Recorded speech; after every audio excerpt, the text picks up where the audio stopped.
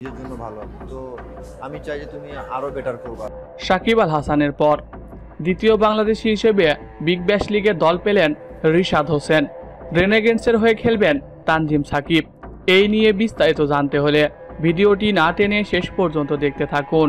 আর আপনি যদি আমাদের চ্যানেলে নতুন হয়ে থাকেন তাহলে এক্ষুনি সাবস্ক্রাইব করে রাখুন।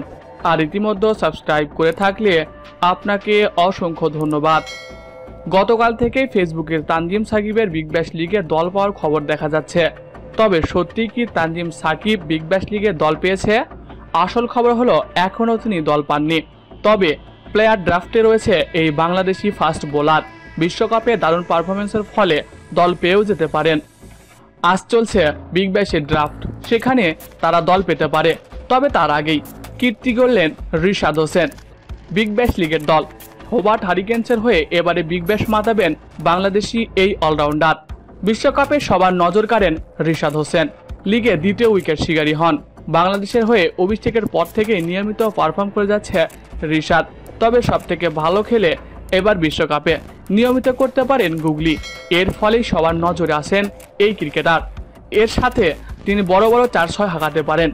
এর ফলে এমন একটা অলরাউন্ডারকে যে কোনো ফ্র্যাঞ্চাইজি দলে নিতে চাইবে, সেটারই প্রমাণ করল হোবার্ট হারিকেন।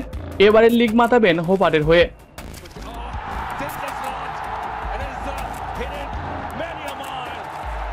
এমনকি গুঞ্জন শোনা যাচ্ছে এবারের আইপিএলে তাকে অনেক বড় বড় ফ্র্যাঞ্চাইজি দলে নিতে আগ্রহ প্রকাশ করেছে।